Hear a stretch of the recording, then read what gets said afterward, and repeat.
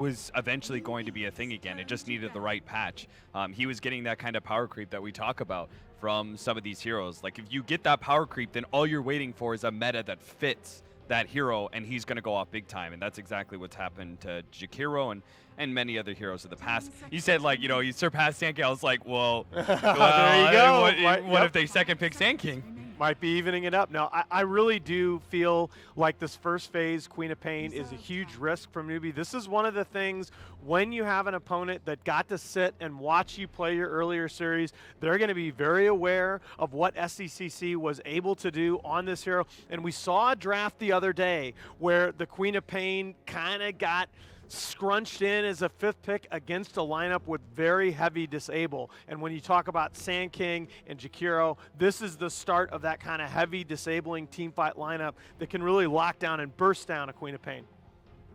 Definitely feels a bit awkward. I mean, it's like, well, SCCC, you had such good games with it earlier, let's just get it right away for you. And I would just fear for NewBee being a bit too predictable on this one. They're obviously still trying to figure out their own groove and taking pieces and elements from other teams. We'll have to see if it's going to be something promising for them or not.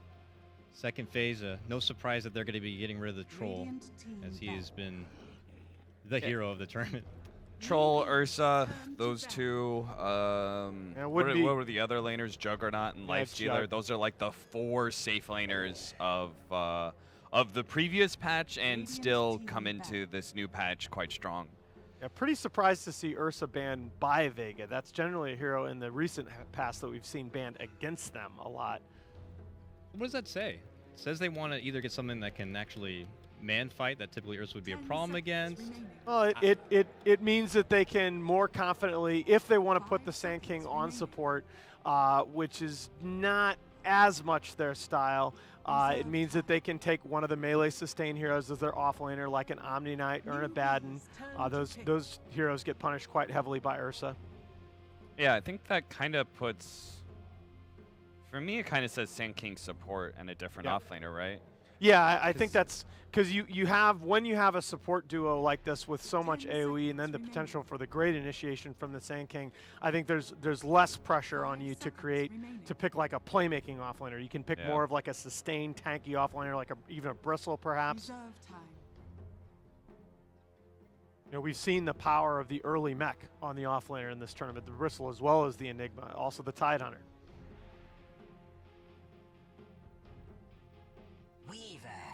Okay. Right. I mean, they're showing their cores already. This early?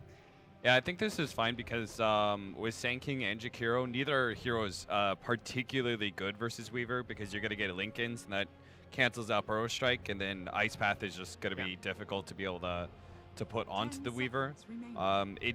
It does kind of mean that NewBee won't have any real surprises. I don't think you can have a surprise that comes from your offlane in this patch. Probably not. The other thing I'd say about the Weaver pick here also threatens the aggro tri-lane, which might be pretty good against what Vega has so far. The Jakiro and the Sand King, while they both have the disables, they are both heroes that need experience early on, so it can be a little bit awkward to build a defensive tri-lane around those two. Oh, well.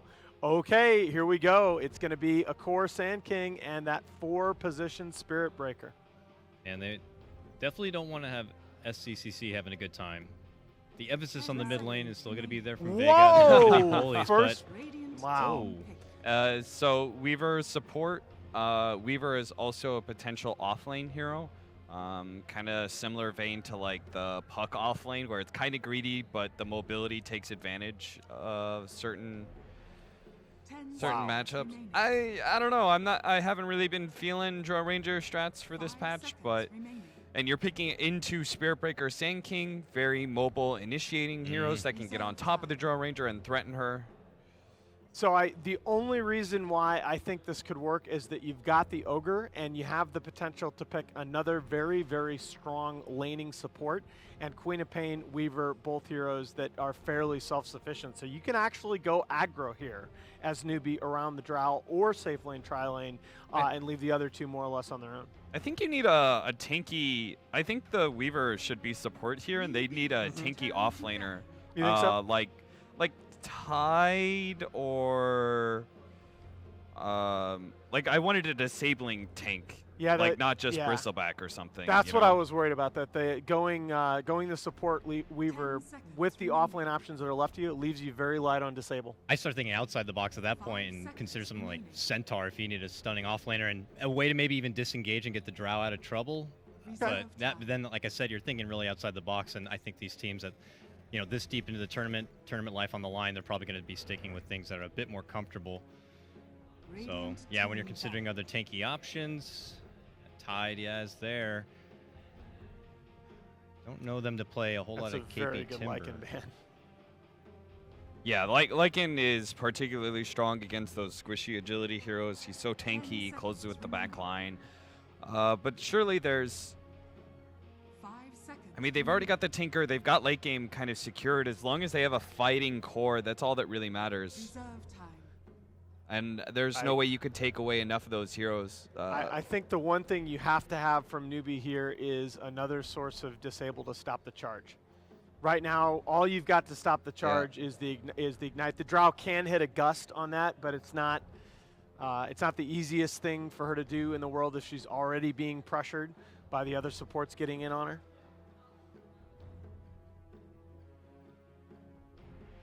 There's still Batrider out there. I don't.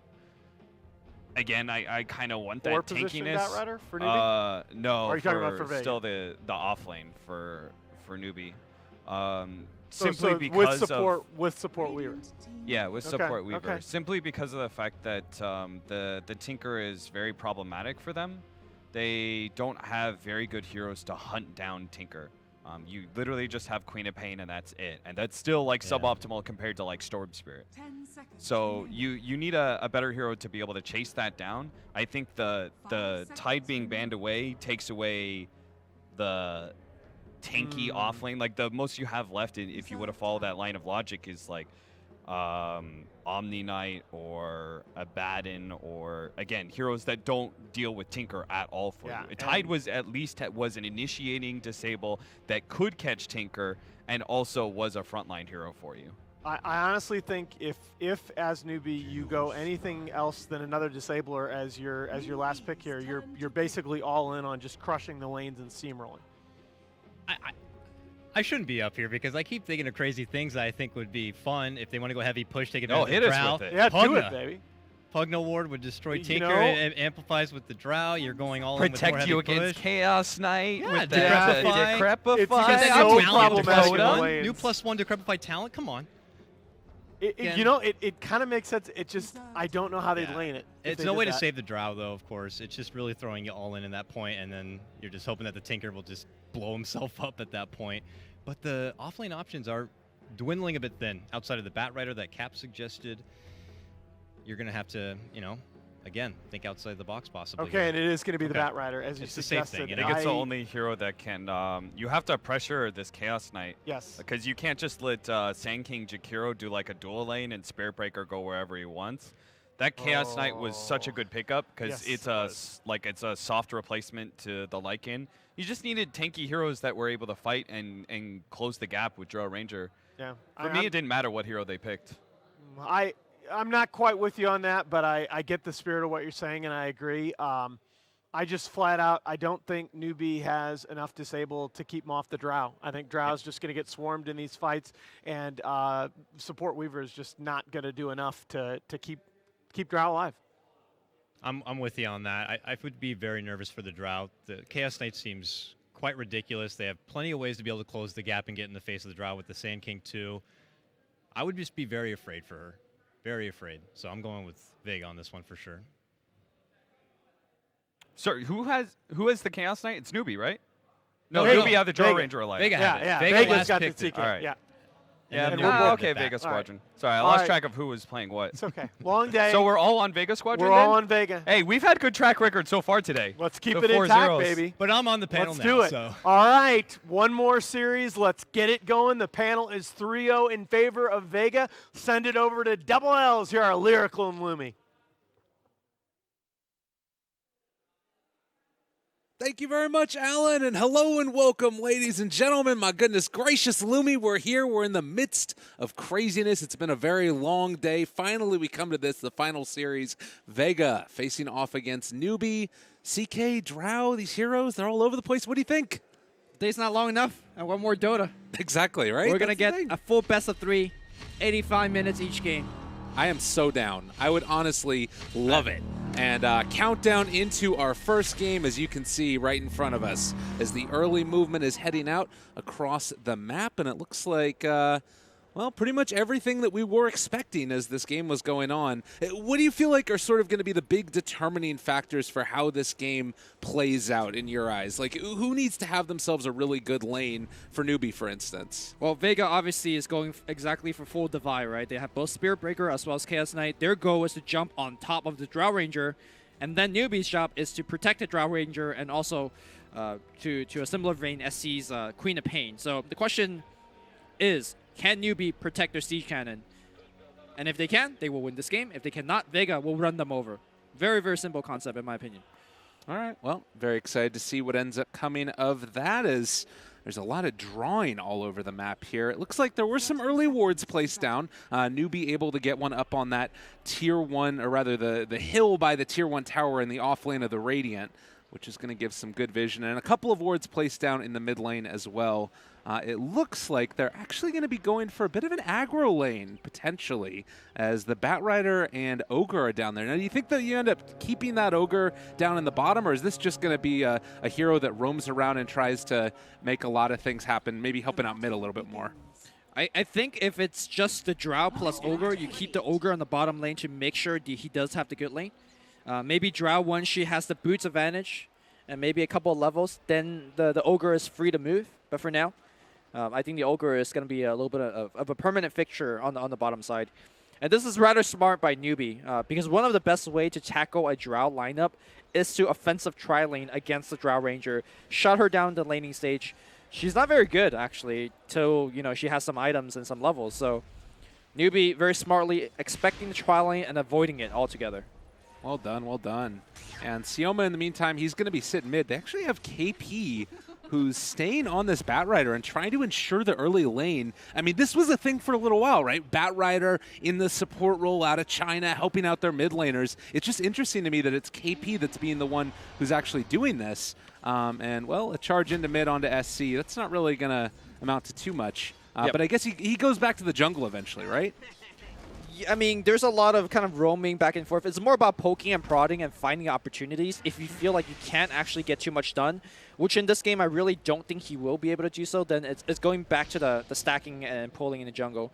And the reason you haven't been seeing it is actually due to the jungle change. Like, Batrider needs that stack to recover and find that early Tranquil Boots and Blink. And because they changed how the jungle is respawning, that it wasn't seen. But now it's back to the point where you can stack every minute now, so it's much easier to run that strategy. Okay. Very, very cool stuff indeed, as, well, the casual 4 heroes mid that we've come to know and love. And Sioma taking a good bit of damage here. They're actually going to blink forward, trying to find the kill. It does look like he's still taking enough damage from the dagger that it might end up being the death of him. Tango regen is there, but it's going to be enough. I think that he's actually going to live through that. That was close, though. Well, he is very far away from home. He is going to try to take a rune and, I guess, charge to the mid lane and walk it off. Is he suiciding? This is going to be a long respawn time, and yeah, he will be suiciding to one of the neutral camps. And an easy regen rune as well for SC is, well, it's not first blood, Observer. Don't worry, it's all fine. We're all good. Everything is okay here. But yeah, it's like you mentioned, that long respawn time, 19 seconds. Maybe it could have been worth it to go back to the home and regen, but no shrines makes that a little bit less palatable as well. Actually, for the Batrider situation up top, it looks like it was just more or less a late lane switch. We're not going to have Kaga core on the Weaver and KP the support Batrider. It was kind of just roaming up top, and Kaga was just being the placeholder in the lane meanwhile. Yeah. Okay, well, Afterlife. Oh, another charge in towards mid. SC going to back out again. And that is going to be just a lot of pressure placed in on here. The panel talked about it. G, obviously, a lot of experience with Queen of Pain, what you need to do to shut this hero down. He knows it, indeed. And they're just going to try and keep that going, although it's still relatively even in that mid lane. Big thing is Drow maybe suffering a little bit down bottom.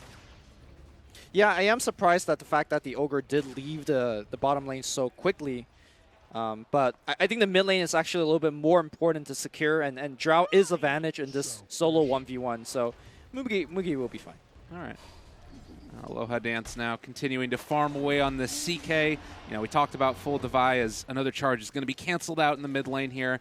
I mean, obviously, Spirit Breaker also just is the embodiment of that type of play.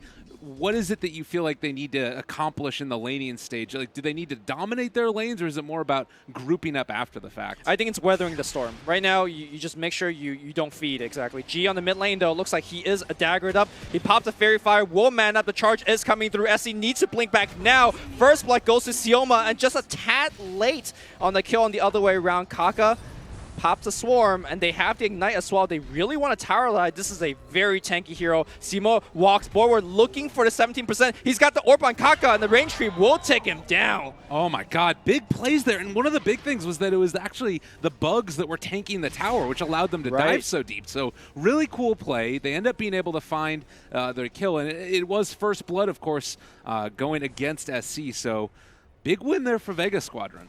Yep.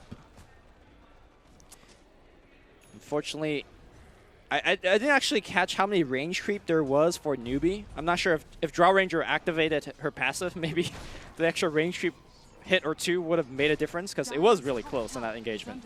Yeah. But that was not the case.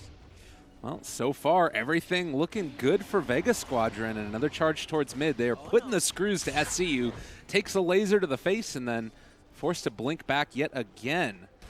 Frustrating laning stage for them, and we'll have to see how the response is. I mean, there is no response from this, right? Unless Ogre is there with a Fire Blast, which he doesn't have access to, but maybe this is the respawn just to kill him or force him away. Roshan, is he going to give him the bash? No. Runs away with the poison, though. That is actually a level 2 poison. He might... Nope. Activate the shrine. Okay, he's good. He's good. He's going to pour home. Oh, my God. All right. Well, yeah, a little scary there, but again, going to be okay. Maybe wasn't quite expecting the damage coming out from the Illusion Rune from the Queen of Pain. 2-2 so far. Yeah, but back to your question, like there is very little that NewBee could do about it. In fact, they're going to make a play here on G on the mid lane, but again, the charge is going to come right in. Swarm coming on the left side as well. They will take down G, and they meet us out by SD. I really like that. I mean, when you make that kind of dive so close to the tower, you gotta expect the charge to be coming from the Spirit Breaker. I mean, the big thing too is Kaka continuing to rotate into here. Now they're just going to be able to shrine up immediately afterwards and go back in again if they want to once the Tinker comes back. This is a huge problem right now for that Tinker. So Sioma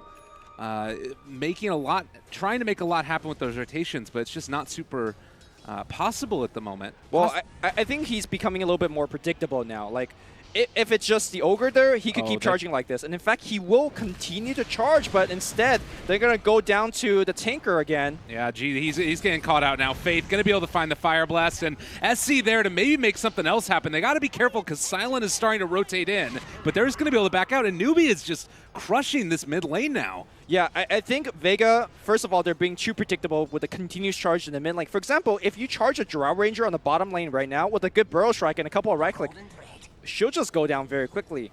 Now, it is somewhat difficult to get a good angle to charge onto Mugi, because she could actually displace your charge with the Gust.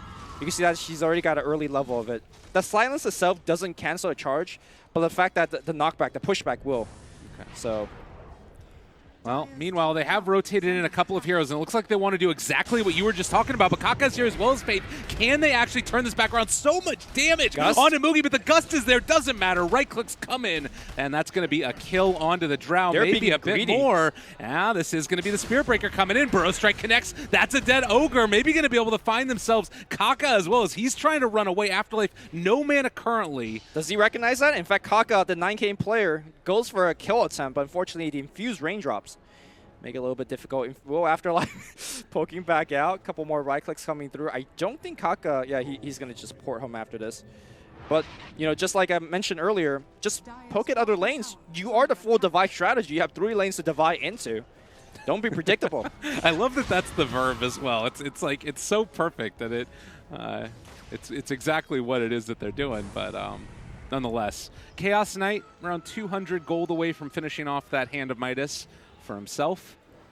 to make sure that they can keeping the pressure on, but not fall too far behind in terms of farm. And SC, he is invis there, but they've got the charge on him as well. So fully aware of what's going on. They saw the Spirit Breaker charging in from the south because of that ward, and now it's another movement in.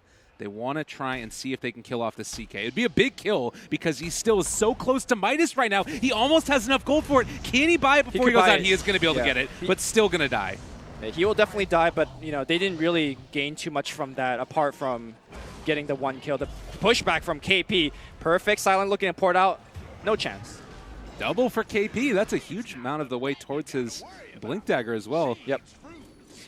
So far, it feels like NewBee is playing this strategy pretty damn well, keeping even at this stage with Vega Squadron. And, I mean, Tinker, it's not like he's fallen incredibly far behind in spite of those deaths. He's died 3 times, but still having a good laning stage for himself in terms of his farm he's been able to get. He's actually ahead of the Queen of Pain when it comes to net worth. So I would say that the repeated charge on the mid lane, although predictable, is making SC, very scared, and he's blinking back repeatedly. So that is slowing down the Queen of Pain in his own right. I gotta say though, I feel like the NewBee support duo has been outplaying the Vega support duo by a wide margin. They are kind of expecting where the ganks are, and they are reacting very, very quickly. And when you don't have ability like charge, and you're still able to react, I think NewBee is just thinking one step further than Vega, and they're playing a little bit better. Well, let's see if Vega can make the play right now. SC going to blink back, and he is going to be able to escape. Close situation right there, as it looks like Vega going to stick around for a moment, see if they can pop that ulti, take down the tower. But in the meantime, NewBee pushing down bottom, also keeping some pressure on up at the top lane. Yeah, committing the exorcism for this push, and Reality Rift back in. Here we go, the charge will fly through KP. Will be going down for sure. Oh, actually, the charge now transferred to SC. He will have to force to be blinked out. That was very close.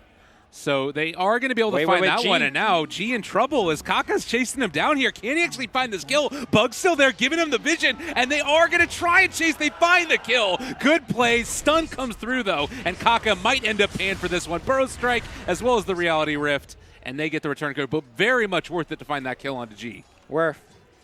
WORF. Every time. That's amazing. Yep. Yeah. So 6-7, still CK top of the net worth, but G getting a little bit of, pause in terms of his farm towards those boots of travel. Yeah, they gotta respect the Reality Rift range. I think that's one of the best way to initiate, because not only does it pull you closer to Vega Squadron, it also kills you very quickly with especially when Phantasm is on. It's that minus armor, right? Yep. Like that's so difficult to deal with. And mind is he maxing it first? Sorry? Is he maxing it first? I've seen some people go yes, to that. he is definitely maxing it so first. So -7 armor at this stage. Jeez, that is so much. No Chaos Strike at the ready yet, but you gotta keep in mind he's doing this with naked brown boots and a hand of Midas. It just shows you the strength of this hero, that you're able to make those type of plays without essentially any items. Well, Mugi hanging out up here to the north. They have Faith rotating in as well as Kaka slowed down, silenced up, and soon to be brought down. Very sad good chain life stun. for SK. Yep. That Gus is worth every bit of its. I mean, it's not leveled up right now, but against Chaos Knight down the row, against that charge down the row, very important. And we saw how important it was to pick up the kill on Sanking. Yeah. Well, something we didn't get to talk about a ton is the removal of the unique attack modifier thing for Drow. So you can Deso. Do you like that idea of a Deso on Drow? I kind of like it, but it feels like maybe she ends up being a little bit too squishy. In a scenario where nobody's going on your face, it's a very good item. But obviously, like we've been pointing out, this is about keeping Drow alive. So I think Hurricane Pike is probably the first go-to item, especially against all of these heroes that could get onto your face. Sand King, though. Ooh. Making the deny happen on the top lane. Nicely done. Yep. And these charges mid, they keep on going on to SC. It's not really to try and find a kill almost. It feels as if they're just trying to make him uncomfortable at this point in the game. And I feel like it's starting to hit a diminishing return. It's been good, early on because SC was very squishy. Blink wasn't really heavily leveled up. Now, I don't really think so, because one TP from a counter gank, that charge guy is dead. Ooh, they're chasing down Aloha right now. The real you getting scouted. They have found him. Just Sonic wave him right in the face, why don't you? And back in well, mid lane? Maybe in some more trouble as Faith is going to be brought down. They find the laser. Sioma trying to find the kill, and they'll get it with the rockets from G. Yep. Popping the magic wand. There was also an infused raindrop block, but too much damage here from our Tinker. And Tinker is going for the full laser rocket build. He now is going back into a couple points of the March the Machine, but you got to keep in mind that the mid game here is going to get somewhat slowed down. That's kind of what we saw out of Alliance last game. You know, strong laning from Limp, from the Tinker, but then once the mid game came about, really started to fall behind compared to IG because of the skill build. Yeah, now Queen of Pain up ahead of that Tinker by 700 gold at this point, and Afterlife maybe going to be in some trouble. Goes for the Sandstorm and will be able to escape. Yep. We have the Bat Rider Blink Dagger done, though. How does that change this dynamic? I mean, it's really allowing NewBee to start finding more kills, right? Oh, and maybe one right here. This is a super high priority. They are charging in, though, so maybe a little bit of a bait coming. Can KP actually walk away? Gets bashed once. Afterlife still looking. Reality Rift pulling him back in. Stun is there. A little help from the neutrals, and the laser will find that kill. That was a little jumping the gun here, because like Queen of Pain was a mile away. I mean, I guess he was excited seeing the Tinker, but yeah. SC didn't even have the ultimate, so to me that was a very low percentage kill from KP. But back to your point, you know, what does this Blink Dagger mean? Obviously, you could start making those gank. Hopefully next time he'll bring more friends. But one of the best way to defend a very squishy core is to take pressure off of her. Right. Instead of defending the Drow Ranger when they go on your Drow, just make sure you're constantly in their jungle, making sure you're the one that's initiating gank on Tinker. And instead of ganking Drow, Vega Squadron might need to hold a couple people back and make sure they protect the Tinker instead. So that seems to be the way that NewBee has been playing this game. Defense is not as good as offense in their mind. Okay, and I like that idea too. I mean, because that's something that's always been the power of these lineups as well. Is, well, here we go. Movement in towards the top lane. It looks like they do have some vision. Oh, they're just going immediately for Roche. This is pretty cool, but will Vega be fooled? Are they going to be able to move in and contest?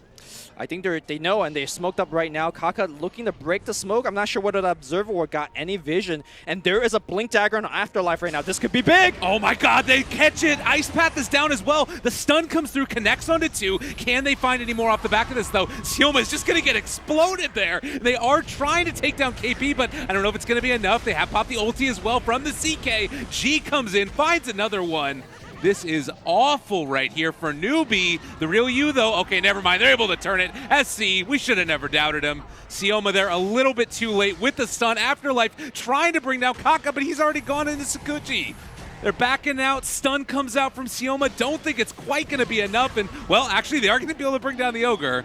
But that might be about the end of it. They have more Burrow Strike from Blink Dagger, but no, they're not going to chase back and forth. They go Sioma down to about half HP. Look at how tanky Sioma is. Kaka's still on the chase. I'm not sure whether he can Burrow Strike. Will hit him this time. And I believe it is time to back off. No, Queen of Pain moving further. Man, is this fight ever going to be over? I mean, this is the thing, right, is that they both want to try and drag it out a little bit at least, but it's so scary once you have that shrine right there that you can pop, immediately go back into it, and that's exactly what they're going to do. Grouped up as 4, they're ready to make the play. Drow is coming in as well. They're going to maybe go in a second time, but well, finding Silent, there's going to be the pushback, a little bit of a catch. The dagger is out as well. No shrine is here for Vega, so they're just going to have to give up Silent. NewBee, if they knew that there was a Sand King ultimate in that fight with the Blink Dagger on tech, they 100% does not go for that Roshan engagement. But what a perfect pickup for Afterlife. Unfortunately now, though, you know, Epicenter is down, so NewBee just waltz into the pit, takes it for free. Well, 17 minutes, and now NewBee, the ones in control of this game, at least to the next couple of minutes here as they have the Aegis. So they're set up to try and go in for the Tier 1 tower. How do Vega respond to this? It's just all about split push at this point, right? Oh god, G? Okay, no, they have found Kaka. He's almost dead. That's the time lapse away. He is charged though, and now coming in hot is Sioma. He has detection available, and time lapse is down. Trying to put as much distance between him and the charger, but he's gonna get found here. Yeah, Burrow Strike comes through, and don't know if they're actually going to be able to play his way out of that. Well, stick charges and Sakuchi away. Is going to be able to make that escape, and they have caught now one, as it is going to be the Tinker in a hell of a lot of trouble. Epicenter comes out. Isn't enough to kill them all off, though. Faith is there as well, trying to slow down Silent and keep him away from Mookie, but they've already been able to push him away once. That's going to be the kill. Double for SC. Silent also getting ran down by Faith now, and it is going to be able to find this kill with the bugs and with that damage from SC. Tower goes down in the midst of everything. Tinker had to buy back in that engagement, and still, despite of that, what was that, a 1 for 4 if you count the Aegis being extended by NewBee. I want to point out how smart it was to put the Aegis on SC instead of the Drow Ranger, which is normally, you know, the one you want to be protecting, the one that you want to put the Aegis on. But they understand that SC represents so much more damage this point on. If she could respawn and give you that second, the Scream of Pain, the Shadow Strike, all that jazz, it's going to be worth a lot more damage. And we saw that in that last fight, being able to extend the fight in a way to catch more up and get more kills. That Aegis placement from NewBee won them that fight. Yeah, and it was also like that thing where everybody moves over to the side, they try and chase the Weaver, find that kill, and it leaves open the Tinker to get caught there by the lasso. Yep. Again, I just want to point out, this game from just the draft, you would think that NewBee, it's all about playing defensive, making sure they don't go in the Drow, making sure we sit behind the Drow, let her farm. Very static play. NewBee flips it, 180.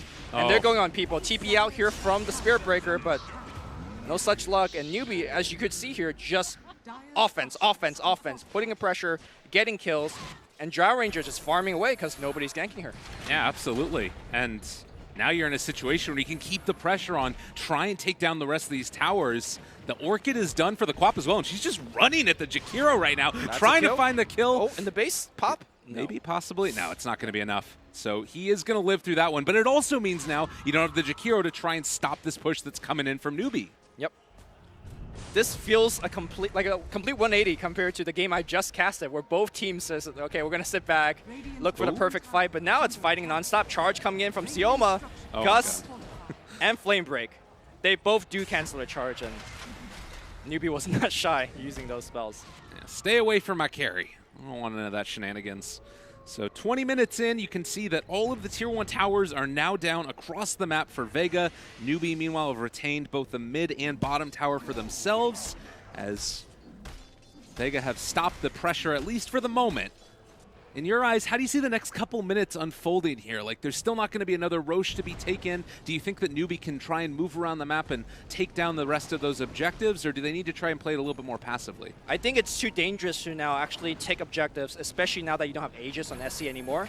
I think you could play the Econ game, because if you look over to Tinker, which I guess you can't because the Chinese caster is controlling the ops, but what I want to point out is that Tinker, because the buyback he had to use in that last fight is in Struck City right now. No Blink Dagger. He'll pick it up in a minute or two, but, you know, 20-minute BOT Blink is not very good at all. So I think NewBee could play the Econ game for a bit. They are pulling vastly ahead now. And this is where Mugi will scale and take over the game. And I mean, it's not just, you know, these other heroes, the SC, Queen of Pain, or the Drow Ranger. It's this Weaver. Like, he's got Urn, he's got Medallion, almost the same net worth as, like, the Tinker. This is really a problem right now for Vega Squadron. What does Kaka go into? He's building towards that Aghanim Scepter. He's only 1,600 gold away from it, and they just destroy Afterlife as well. NewBee are all over right now. So I really like the decision not finishing Solar Crest and start going towards the Axe by picking up the point booster.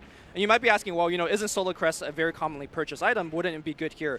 Yes, but to me, once Kaka finishes that Aghanim Scepter, that is the door shutting. Because Vega Squadron's lineup is about jumping on that one target with Charge, with Reality Rift.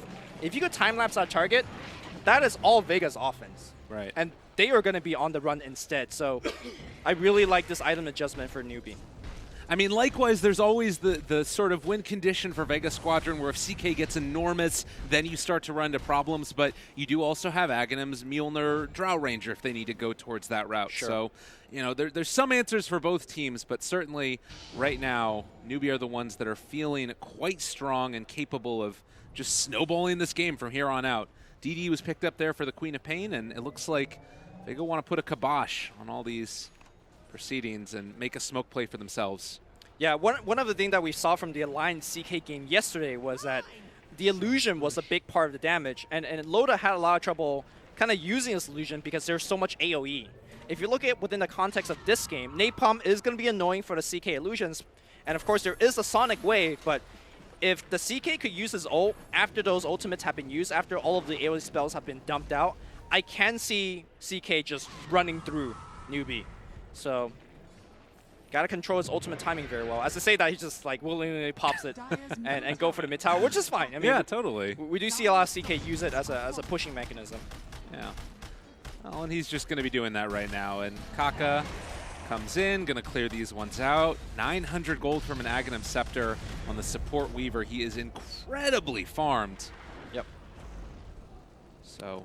Also, if I may go back to the CK comparison to Loda's play from yesterday, Loda took the talent where at level 10 you could choose between 8 intelligence and 15 attack speed. Right. And he took the intelligence talent, which in the mid and late game, between Dual Breath and Liquid Fire from the opposition, his CK illusions were not hitting at all. Right. I'm very happy to say that the CK here, for going for the end, took attack speed, and he will, you know, really go for his illusions to actually output that damage and look for the quick pickoffs. Okay.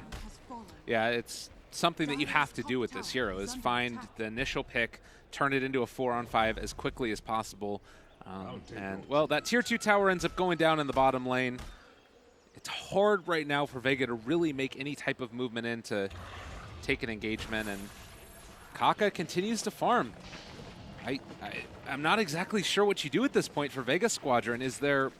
I mean, you can't really try and gank the Weaver at this point, right? They don't have hard enough lockdown. Win the next Roche fight. That's what both teams is playing for. So okay. We're going to see smokes being purchased from both sides. That is probably the best opportunity for Vega, and we saw how close that last Roshan fight was with Afterlife, you know, with the Blink Surprise. They do have some decent AoE on the pit, Epicenter, Macro Pyre, the March of the Machine. So Vega look for a good positioning, pull one back with either the Sand King or Reality Rift, and try to win a fight at the Roshan pit, because, you know, as we saw all tournament, that's where really the game is won or lost. All right. So Mookie in the meantime, Shadowblade done as well, and he is going to be going back for that Aghanim Scepter build. No real surprise against the CK. Afterlife, Blink is up and done a long time ago and ready now with the Yule Scepter to get himself away from the silence that's going to come from that Queen of Pain. But it looks like right now, NewBee, they're all grouped together. This is actually just going to be a dead Sand King. I do believe they have the silence to come out afterwards. Sandstorm, blink away, nice play there as well. Is still going to be ran down, and they'll have vision over the top of him. Afterlife trying to make the escape, but all of NewBee is there. And SC is godlike. I mean, I guess space. That was like a 4 versus 1, and he, you know, definitely made him work for it. But Roshan is spawning relatively soon. Oh my God, it's about to spawn right here. They're so unlucky. They're not going to be there. Yeah, that would have been really good. That is a very lucky break for Vega Squadron, because without Sand King, there was no play at all for the Roche. Well, SC's moving through the jungle right now, not at all afraid, although G Tinker is there, but they're just going to be able to find the CK, and he's in a ton of trouble. They have Sonic Wave still as well. The Real U trying to make his escape, but the Sonic Wave does finally come out, and SC made sure it was the kill. KP is here as well. They try and get it, but it's not going to be enough. Oh, lordy-dordy. Vega Squadron in trouble as NewBee is just rolling over their face. Time-lapse. Just to pull him out. Oh, nicely done. That is, hey, we have time-lapse now. Good luck. And of course, Roshan is, I mean, I think they should check again, or they're going to take the T2. It looks like they're going to take the T2 first. Yeah, I mean, that's just NewBee flexing their muscle. That is so demoralizing. Oh, man. You kill off the CK while he's farming the closest camp to your base. You then kill off the Jakiro, who's trying to save the Spirit Breaker inside of their base, and then you time-lapse him out showing, yeah, that item that we have that's going to let us win the game, we have it. Yeah, to me, that wasn't really CK's fault. That was really well played for NewBee, because NewBee just kill your Sand King up top, and they smoke. And then they search right into your jungle. Normally, you just don't expect that kind of rapid movement. But NewBee, again, thinking 2 to 3 steps ahead of Vega, is able to make that play. And now, Roshan pit, double damage for SC as well. They have to do this, though. This is the play right here. They're going to pull in the Ogre at the start of it. Can they get anything else? Epicenter is going to be there. They pop the BKB, though, and now it's all going to go wrong. I do believe silence onto 2. Can SC find anything else? G is still there. They've got control for the moment. Is Sand King able to go for another counter-initiation play if they want to? A 4-second stun, actually. It's going to bring down Drown. She doesn't have buyback right now. SC trying to run away, does still have the Aegis, is going to be time-lapsed back in. The Real U under fire and is going to be killed off as well. So even though Drow went down, I don't know if it's enough. The Epicenter is going to be there. They will have time-lapse back up in a second. SC, that's Aegis down. Time-lapse 2 seconds away. but that's going to be Afterlife TPing out. Oh, Well, nope, no! they got him. Nicely played there by NewBee. 4 Man. dead at the end of the day, but they did burn through the Aegis. So the problem, like you said, they had the epicenter, but he never found a good opportunity to use it. So basically, they didn't have it till the very end of the fight, which traded the epicenter for the Aegis. Had he able to actually pop that epicenter in the middle of the fight, could have been a very different fight. Would have definitely allowed the CK to stay alive much longer. Also, the other half of that fight is that SC did not have the Sonic Wave. So NewBee wasn't even fighting at their full potential, and they still won that fight. 16,000 net worth on Queen of Pain. It's pretty good. They are in quite a comfortable spot. I mean, that's the amount of lead that they have right now over Vega Squadron. Oh, God. And now Spirit Breaker just going to be beaten down to death. Queen of Pain hitting for about 250 a pop. Lumi, where do we go from here? What's the play right now for Vega Squadron? I mean, geez. I mean, do you want real talk or caster talk? We got to keep it real, man. It's late night over here in China. Bring me the realness. Real talk is, you know, the G button on your keyboard, because it's really, really hard for Vega Squadron to come back now. You're now playing a melee core that could, you know, get on somebody's face, but Drow Ranger and Queen of Pain is so big, you still have the time lapse to worry about. Vega are just lacking damage at this point, and now, of course, the Tesla Ranger, like you mentioned, is coming online.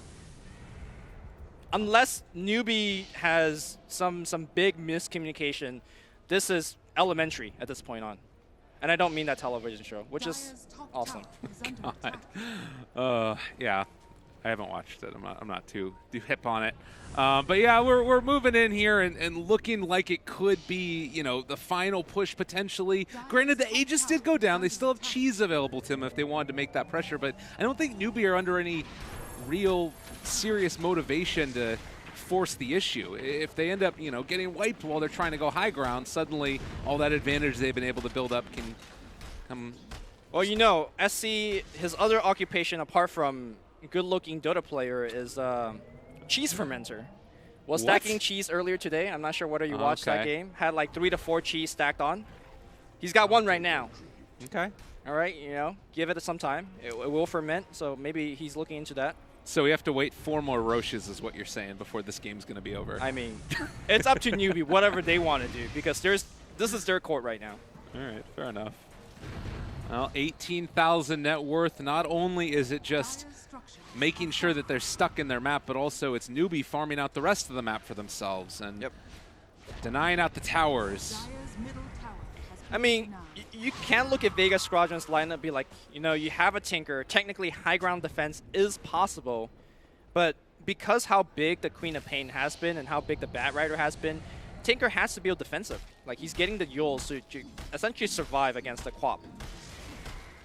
Had he been able to build an Aghanims, maybe the base defense will be a reality, but this is just NewBee pushing out the map, waiting for the next Aegis, and then they will go high ground.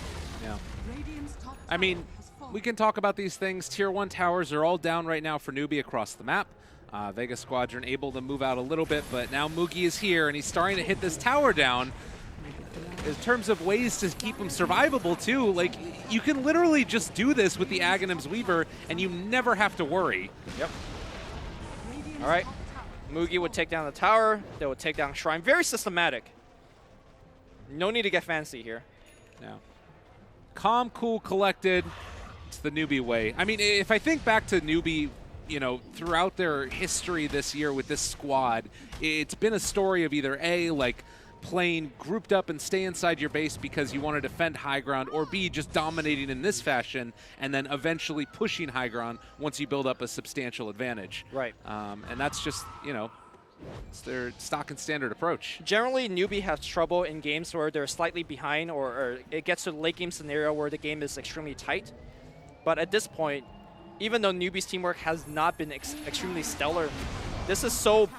At this point, the game has become so basic and so elementary that, you know, even I could win this game. Oh, lordy. Oh, no. The CK is caught out there. They also have the Sand King on the other side. Don't know if they can bring down both of them, and Queen of Pain's actually going to be taking some damage over there from the CK, and KP also trying to turn this back around, seeing if they can run out G. G is out of mana. He's going to get caught, and, well, Sioma there as well. Sonic Wave connects onto 2. One last touch is going to be enough. G buys back. They need his damage in this fight if they want any hope of winning, and they're actually able to blink away from that Burrow Strike. Nicely played. All right, there's going to be the Aghanim Scepter coming out from the Weaver as well, keeping KP alive. They've lost the Spirit Breaker, but they did lose the Drow as well. Silent maybe in some trouble as well. They're trying to turn on to Kaka, trying to kill him off. The epicenter is there. They're bringing him down low. Can they kill off SC? They will find that one. 3 dead for right now for NewBee, and they might be able to find another as KP is getting ran down. Kaka, though, found the kill onto Silent while this was happening. He has the gem. If he loses his gem, that's a big comeback for Vega Squadron. Just as I say, this game is simple and elementary. NewBee proves that anything is possible. What the hell just happened? I mean, it was so weird, right? Because the Queen of Pain ends up going over to the side to try and kill off the CK, realizes she can't, while they're lassoing over to the other side. Yep. It did cost the G buyback, though, so that's something that, you know, you kill off G in the next 8 minutes at this point, and game becomes a hell of a lot easier. The problem with that last team fight is that the rest of the team actually don't output that much damage without the Queen of Pain. Like, there was a lot of Disable, there was some Gust, there was some Lasso, there was some Fire Blast, but without SC being there actually outputting damage, they don't kill anybody relatively quickly. Drow Ranger does have an item or two, but she hasn't really, you know, scaled into hyper carry territory just yet. So SC choosing to actually fight against a CK was, I think, the fight losing decision there. Yeah, and I mean, maybe again, it's like, you know, everybody, they feel like they're so far ahead, and they are. It's still 15,000 net worth, but just got to be a little bit more careful about that next initiation for sure. As Silent looks to be going down here, they find, well, okay, Mugi just wants to scare him. Put a little bit of a fear in that poor Jakiro. This Queen of Pain is getting herself ready for the other build. The Lincoln Sphere going to keep alive that drop at the moment. They still have time lapse as well, so Mugi able to back away, still staying alive. Sonic Wave comes out as well. The Ryu trying to turn and kill off Mugi. He's actually dropping really low, but able to survive through it. Oh, no, no, no. Burrow Strike comes out. Can they kill him off? They've already taken down that Drow. Yet again, SC staying alive, though, and 4 are dead by virtue of that Queen of Pain. Yeah, I mean, look at how different the team fight is once the Queen of Pain is actually in the fight. She spent half the fight actually hitting illusions because she hit the wrong things. But still, like, her AoE damage output was so insane. She had the Maelstrom. And yeah, you know, a good time lapse to making sure Drow does not die. And the fight is quite simple. Well, again, they have access now to these barracks. They're trying to bring them down, but the Tinker will continue to spam out those rockets. The unfortunate part is that you have all the regen in the world right now for NewBee. Earn charges there as well for Kaka on top of the time lapse, just in case things become a little bit too testy, and NewBee going to back out after securing the first lane of barracks in this game. I've actually never seen a Queen of Pain being able to man fight a CK. This is actually the first time, and she's winning those fights. Yeah. She's also going to hit level 25, which, if you ever thought, you know, you had a chance of killing Queen of Pain, that all goes out the window. That level 25 talent is crazy. Well, it's kind of interesting, though, because she went for the Maelstrom, but decided to go back for the Lincoln Sphere, which I think is necessary in a lot of ways. You know, with Burrow Strike there, with Reality Rift and all that other stuff. But it does mean that she's not going to have, like, that Mjolnir charge to heal her back up afterwards. Yeah, I think the Lincolns is just the extra layer of insurance that, honestly, she doesn't really need. Because she also has Kaka to back him up, right? So, you know, to each their own. I think Queen will be fine. Certainly. Ooh, and Dagon picked up for the Tinker. You know, I was wondering if that was something that the NewBee might think about going for to kill off the CK illusions. Might be kind of a cool little strat there. Now that Dagon one-shots illusions. Yeah, right? I mean, you probably, like, you need, like, multiple Dagons to actually make that work, right? I mean, you get 5 Dagons. You just take out all the CK illusions. What does that hero do? Or you could just take out the CK, too, with 5 Dagons. Well. 5 Dagon strat, the new meta. I love the idea of it. I mean, that is actually so old meta. Used to be doing it in, you know, every Dota 1 pub, but no, the Dagon from the Tinker, you know, first of all, it's a good Tinker item, but the goal for Vega is to one-shot people, right? with Charge, with Burrow Strike, with the Reality Rift, so Tinker adds to that game plan. Well, they're hitting quite hard now. Bloodlusted Queen of Pain. They can kind of move with impunity wherever they want all over the map. And Kaka building back now to finish off that full Solar Crest. I will say that if NewBee run into Vega right now and they don't have the Queen of Pain with them, it does cause some issues. But SC making sure to do things right there with them, and it looks like it's going to be Roshan going down. Yep. You know, the biggest Lincoln Sphere purchase isn't SC's. It's actually Kaka's. Because one way to actually take this team fight is to jump simultaneously on the target you want to kill and the Weaver. We've seen teams doing that in the past to make sure to prevent the time lapse from coming out. Right. But Weaver has Lincolns to protect himself as well. So I think his Lincolns will be the ultimate insurance for the rest of the team. And, you know, we're starting to get to a point where Vega is really running into a wall when it comes to damage output. And now that with the Aegis and Cheese, Vega should be able to close out the game. NewBee.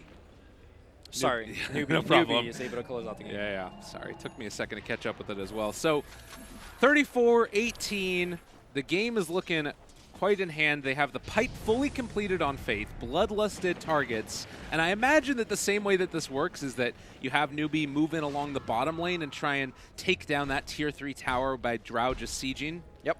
Put the Solar Crest on her, make sure you have a Lincoln charge on her, and you know, time lapse if necessary.